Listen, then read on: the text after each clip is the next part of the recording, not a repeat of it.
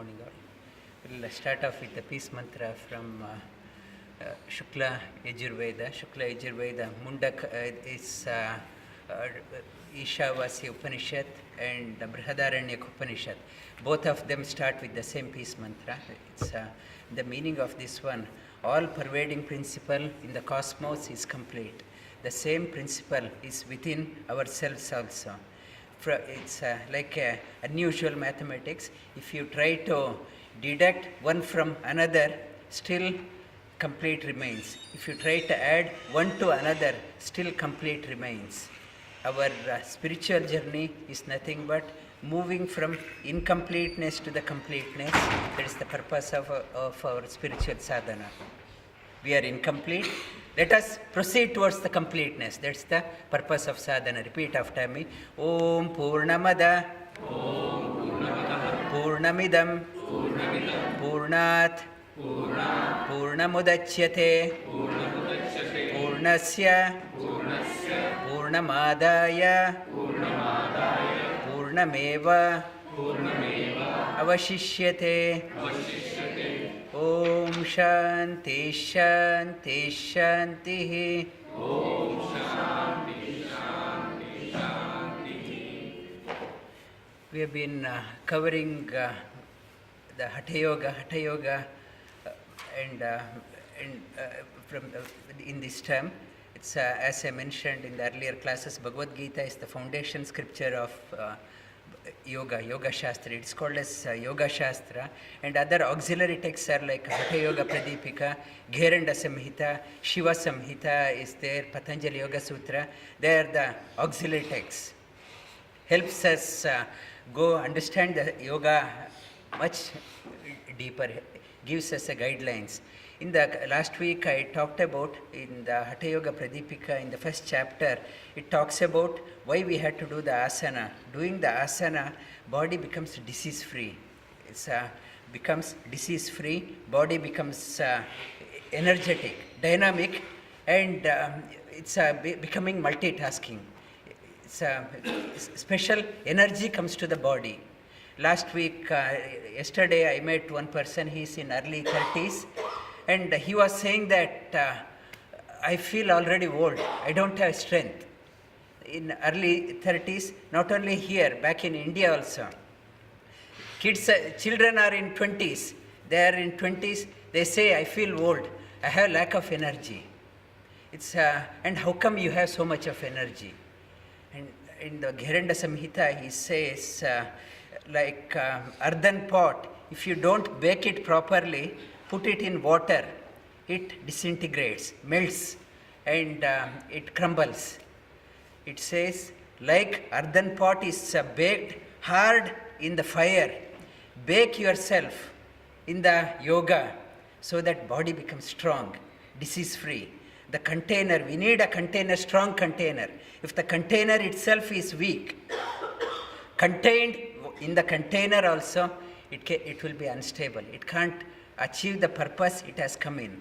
The container got to be strong, like baking the earthen pot in the fire. You bake it properly so that bake yourself in the yoga and become yourself strong. Become strong. It's in the Patanjali, in the Hatha Yoga Pradipika, it talks about that one. And Gheranda Samhita also, it supports that argument. In the first chapter of Hatha Yoga Pradipika, it talks about the purification. It says do the asana and purification technique to purify yourself so that you become disease free. In the second chapter of Hatha Yoga Pradipika, it talks about do the pranayama. Why do the pranayama? You have to live long. Lifespan increases. Do the lifespan increases. It has a calming effect. It has an effect on the manomaya kosha. Calms the mind, relaxes the mind. And last week I talked about Vijnanamaya Kosha, how it is to be purified. Like last week I gave an example. If I lose a job or share market crashes, I lose heavily, or I lose my property, or there is a bereavement in the family, and tears burst out. I can't contain my emotions. That is one type of tears. It has a burning effect. it has a burning effect and it clouds the Manomaya Kosha. However, if you flip through the pages of Bhagavatam or Mahabharata, Ramayana, and read about the great masters, uncontrollably tears starts flowing. You don't know why tears are coming. And in the Shastras they say it cleanses your Antaranga, it cleanses your Vijnanamaya Kosha. And after that, you have so much of peace within, so much of bliss within. That's Vijnanamaya Kosha, that in the Shastras they say, Yoga Shastra, another study, reflect on the scriptures, flip through the pages of the scriptures. It's read about the great masters, get inspired. Vijnanamaya Kosha, it leads to the Ananda. And in the first chapter of Hatha Yoga Pradipika, it talks about the cleaning technique, and Gheranda Samhita, it goes deeper into the cleaning techniques. And what are the cleaning techniques? One is Neti and Jalneti. This bag, who's that? Our Lata, she gave that one. She thought it would be useful. We will do some Hatha Yoga techniques this term. One is Neti. This is the Neti pot. You fill this Neti pot with the lukewarm water. Add a tablespoon of salt. And you had 2 nasal passages. I talked about the 2 nasal passages last week and week before. And you pour it through the one nostril. It cleanses your sinus and comes out. People with hay fever problem in the spring season, many people have runny nose, hay fever problem, they find relief through that one. If you think you are getting flu, instead of reaching out to the medicine, you try this one. You need not have to take a flu shot and other medication. Flu won't come to you. That to do this one, and after this Neti, this is called as Jalaneti, Neti pot. Do the Jalneti on one nostril and put it through the other nostrils and blow your nostrils thoroughly. And another one is called as Sutra Neti. This is a rubber tube. I have demonstrated, I think it's one of the YouTubes must be there. This you put the tube through one nostril and draw the tube through your mouth. There is a packet of water is here. Doing this one, it punctures the packet. People with the sinus problem, heavy-headedness problem, it bursts. It punctures the water packet and water starts coming out through your eyes, nostrils, and you feel very good after this one. This is Sutra Neti. The Jalneti and Sutra Neti. And the third one, after your brush your teeth. In the Gheranda Samhita says, after brushing your teeth, using your forefinger and thumb, massage your gums, upper gums and lower gums thoroughly. Massage your gums, upper, and put your fingers through your gums. Make sure that they are clean, there is no growth there, and press it. Keeps the gums healthy. And after that, it talks about Gheranda Samhita, these 3 fingers, after brushing your teeth, pull the tongue out and put your fingers inside, induce the vomit, and excess bile comes out, excess phlegm comes out, keeps your throat, trachea, this area healthy. Thoroughly massage your tongue. And it also talks about use these 3 fingers, middle finger, forefinger and thumb. Every day, pull your tongue out. Pull your tongue as out as you can. In Gheranda Samhita, why you have to do that one? Longer the tongue, body becomes disease free. It becomes disease free. It's pull it out. In the Hatha Yoga text, it talks about traditionally what they used to do. We need not have to do that one. That's for your information. There is a connection.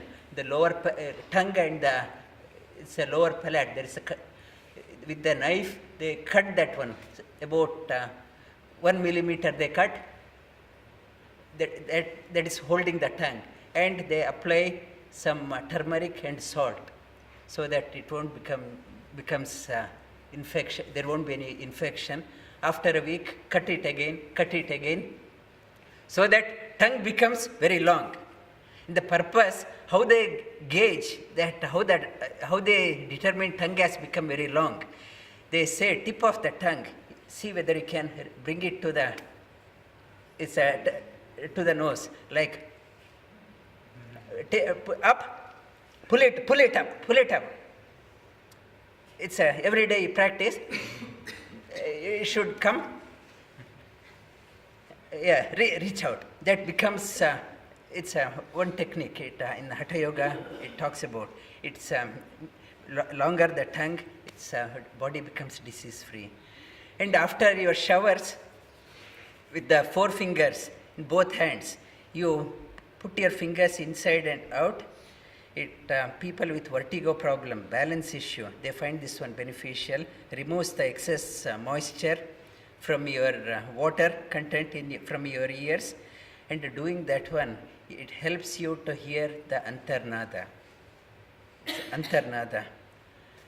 And when you, after the showers, when you sit down, do this one. Press the dip here, the dip of the forefinger, dip of your in between the eyebrow center. Press this one. That's why in the traditionally they draw the hand, thumb up. This is the tilak. They say the tilak, drawing the energy from your Ajnata chakra to Sahasrara chakra. Doing this one helps person in getting the clairvoyance, extra vision, extra inner insight. It's a third, helps in awakening the 6th eye. This portion. Press this one. Helps in awakening the Ajna chakra. Press this one. So, we covered the cleansing the mouth, cleansing the ears, awakening the Ajna chakra. And the other technique is the Basti Kriya. Basti Kriya is cleansing the stomach up. What you do, it's people with acid. They say in Australia about 70% of the population has acidity problem. It's acidity problem. The cure is drink water, couple of glasses of lukewarm water in the morning. Press your stomach, and in front of the sink, tickle your tongue. Put your fingers inside, excess bile comes out. It's a relief. People will find relief. People who have bile-related problem, acidity-related problem, they find this one beneficial. It's a Dauti Kriya. Another technique of the Dauti Kriya, this bandage cloth. You get that one in the chemist shop. It's about a meter. It's a bandage cloth. Dip it in salt water and add some bit of turmeric to that one and start swallowing that one. Swallow the cloth. Swallow the cloth. It's, in my book I have given, eat the cloth. With since it is moistened, you can swallow the cloth. It goes inside and pull it out. You see, it becomes yellow color cloth comes out. People with abdominal problem, abdominal complications, they find that one beneficial. It's called as the Vastradauti and Jaladauti. And the Basti problem, people with piles-related problem, lower abdominal complications, and it's a constipation problem.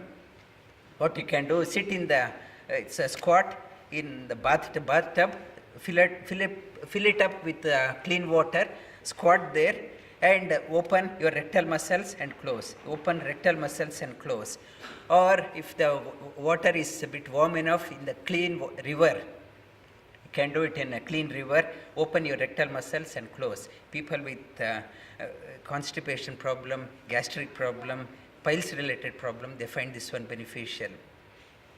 Another offshoot of the Basti Kriya is the Shanka Prakshalana. Our food pipe from here to the lower aperture, it is 10 meter long. Our food, the esophagus, it's about 10 meter long. It's very convoluted in the stomach. It's, whatever we have eaten, it's not getting removed properly, it is getting stuck. How to, it's in Australia they do spring cleaning. springtime, clean the whole house. So is clean your whole this tube. How to do that one? Drink couple of glasses of water with add pinch of salt to that one. Do certain exercise, lying down exercise, sitting exercise and standing exercise. Go to toilet. Again drink couple of glasses water with pinch of salt and repeat the same thing. And after couple of hours the clean water comes out when you go to the toilet. It cleanses the whole system, whole food pipe. People are falling after doing that one. You feel so much of you are invigorated with energy. So much of energy is there. It's like a new life to discover yourself. People go to the doctors and the doctors can't identify what is the problem with you, and you go for many scanning, still they can't identify. In such cases, do the Shanka Prakshalana, and it thoroughly cleanses yourself. And the next technique is Kapalabhati. Do the Kapalabhati, cleanses the sinus portion, strengthens your nerves. And the last one is the Tratak. Gaze on the candlelight that we will touch upon next week. The benefits of Tratak is similar to the one I mentioned. If you flip through the pages of Bhagavatam or Ramayana or read about the great masters, tears comes. And the same effect you get that one looking at the candle lamp. Tears starts coming out and cleanses the nerves in the eyes, eyesight improves. People working on the computers whole day, they have blurred vision, helps in improving the vision. These days children also they have glasses, helps in strengthening improving the eyesight. These are the Shat Karma Kriyas, 6 ways of cleaning as mentioned in Gheranda Samhita and Hatha Yoga Pradipika. Next week we will do one cleaning technique, Trata Kriya, we will do it next week. Lie down on your back